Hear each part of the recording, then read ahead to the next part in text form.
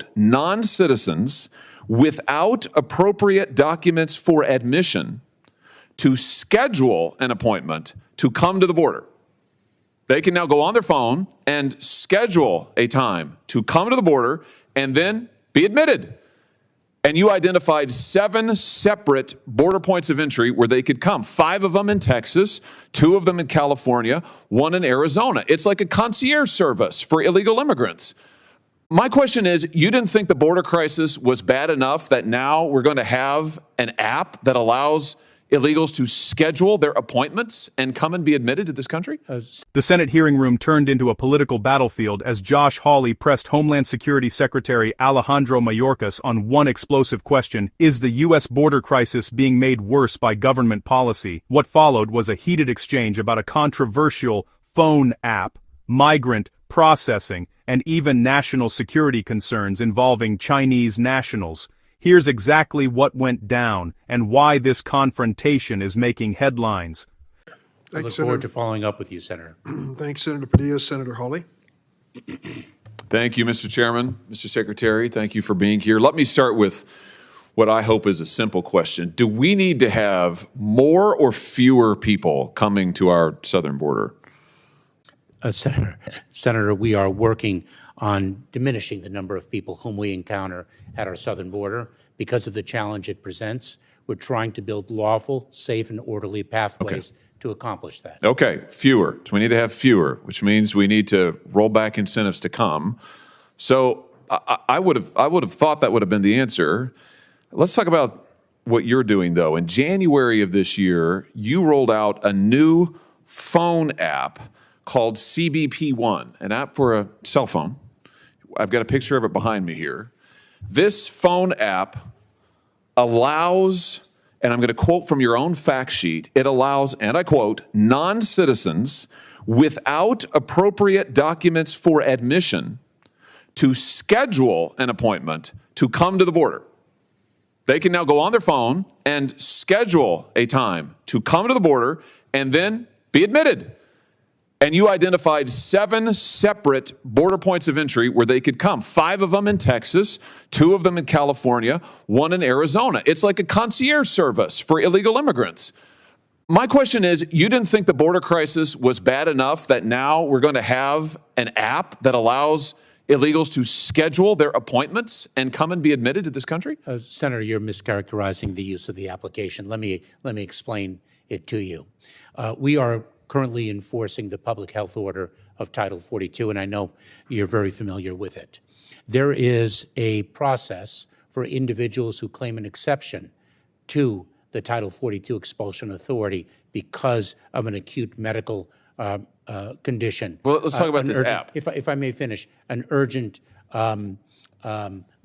humanitarian reason. So instead of them coming in between the ports of entry to claim that urgent medical condition, that extraordinarily acute humanitarian cause, we allow a limited number to arrive at our ports of entry and seek the emergency relief that they need. Schedule. You allow them. Let's be particular about what you do. And I should say that the CBP One app was not unveiled for the first time on January 5th of this year. Oh no, but you changed it. You made it available on January 5th to the illegals themselves. You don't have to be a lawyer to use it. You don't have to be a member of a non-governmental organization. Anybody can download the app and use it on their phone. And for the first time, you allowed them to schedule appointments. Now let's talk about what actually happens when they come to the border. It's interesting. You characterized this when you rolled it out as an application for applying for asylum. But nowhere on the app do you actually require the illegal migrants to apply for asylum or to claim asylum or anything about asylum. And in fact, when they then get to the border, you don't ask them questions, you don't do interviews, you just release them. Here's the Texas Monthly, not a notable conservative outlet, who reports, and I quote, "At no point does the app ask users, are you seeking asylum? Those arriving for the CBP One appointments are given no interviews, asked no questions about vulnerabilities that they may or may not have listed in the app or about why they're coming to the United States. They're simply released into the country," end quote.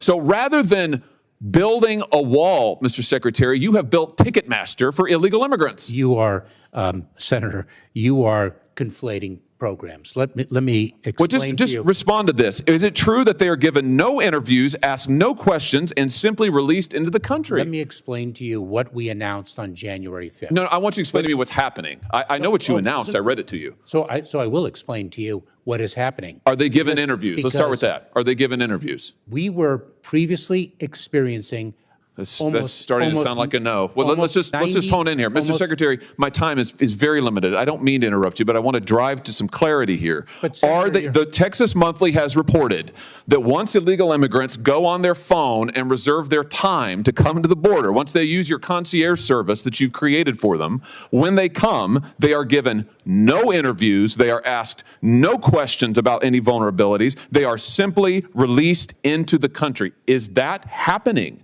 Senator, you are mistaken. And if I may explain, Are they given interviews? if I may explain, individuals who seek parole under our January 5th program for Cubans, Haitians, Nicaraguans, and Venezuelans are screened and vetted before they arrive at our border. Wait a minute. No, they go on they go on the phone and they just reserve a time, and then they show up and they're given nothing. Listen to this. Even immigration advocates are amazed about this. Here, also from the Texas Monthly. Here's one immigration advocate whose first name is Orta. She says, that's the crazy part. Nothing in this new program requires you to actually seek asylum. Somehow, we've decided to punish those who arrive at the border without the app, who may be seeking asylum, but we just let in anybody who may or may not have any particular reason to seek asylum, so long as they've made an appointment on your Ticketmaster app. This seems crazy to me.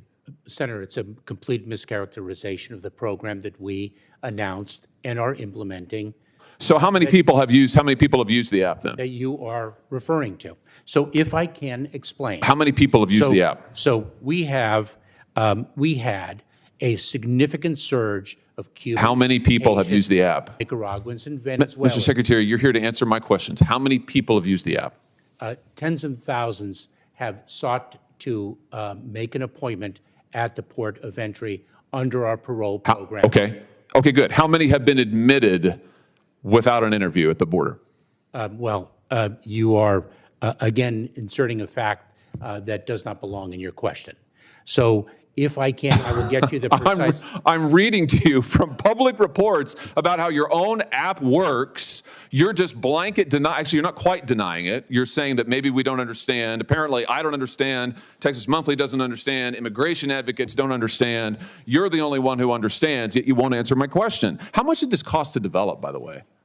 Senator, I don't have the cost, but let me share with you a critical Well, will you fact. get it for us? Let me share with you a critical Will you fact. get us the cost of to develop this app? Happily. Did you contract with a tech firm to develop it? Senator, we have seen approximately. Did you contract with a tech firm to develop it? We have seen an approximately heaven's sake. 95% decrease. Did you contract with a tech firm to develop it? Yes or no? Senator, this was led by U.S. Customs and Border Protection, our technical experts within the agency, and I certainly will get an answer to your question whether outside consultants were utilized you don't in the know. development process. You don't know. May I explain to you, since you have a misunderstanding of the program, what it is and the impact, the positive impact it has had on encounters of these four populations in between the I just ports of want to know entry. why it is that you are allowing people to come to this border, to make appointments, to not be interviewed, and then how many have just been released? Is it true, by the way, as the Texas Monthly reports, that they're simply released into the country on official parole? And get this, they're not given, according to their reporting, any kind of follow-up. Their court dates are in immigration courts, the Texas Monthly reports, not even necessarily asylum trials. They're often general deportation hearings where defendants can make arguments for remaining in the country. Is that true? That is a completely mistaken understanding of how the immigration process works. That language is completely confusing and erroneous. Well, it is confusing. What's confusing is why anybody would think that an app like this to allow illegal immigrants to literally reserve a time to come to the border and then be ushered in without an interview, without follow-up, without tracking is stunning. It's absolutely stunning. Let me ask you in my very short time remaining something else about Chinese nationals. I've only got a minute left. That is false. Let me ask you about the Chinese nationals who we all saw coming over the border, busloads of them, and then being released in the American interior. What's the percentage increase of Chinese nationals who crossed the border this year, Mr. Secretary? Let's just focus on maybe the Rio Grande Valley sector. The number of Chinese nationals encountered at our southern border has increased significally. Do you know how much? Over the past, I don't have the precise percentage. I do. It's 900% just in the Rio Grande Valley sector. Are any of these people who came in this bus, these Chinese nationals, members of the Chinese Communist Party?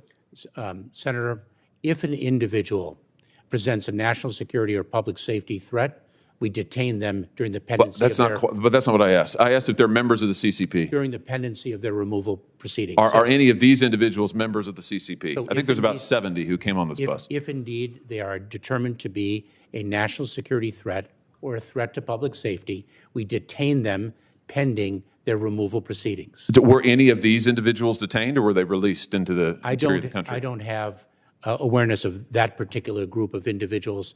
And so you don't know if any of them were members of the CCP? Or actually, you do know, you just won't say. I don't know from the photograph, Senator, to whom But surely you know about the folks who, you've read this report, you're the Secretary of Homeland Security, you're aware of these individuals. Were any of them members of the Chinese Communist Party coming into this country? Senator, you're providing me with a group of individuals without names, identities, or information. So you're not familiar with this incident that was widely reported on at the southern border? Don't you think it's strange that we have busloads of Chinese nationals coming across our southern border? I'm asking you from a hostile country, I'm asking you if they're members of the Chinese Communist Party, and you don't know, apparently, you won't say. We are very focused on all things with respect to the People's Republic of But China. you don't know any of the details. I plead exhaustion, Mr. Secretary. You have exhausted me. You have exhausted this panel. You have exhausted the patience of the American people. You should resign. Senator. This hearing wasn't just about an app or one policy, it was a snapshot of a much larger national debate. Supporters say new systems create order and reduce chaos at the border. Critics argue they encourage more migration and weaken enforcement. One thing is certain, immigration will remain one of the most politically charged issues heading into the next election cycle. And moments like this Senate showdown ensure it stays front and center. If you enjoyed this breakdown, kindly like, comment, and hit the subscribe button for more political insights as Capitol Clash keeps you updated.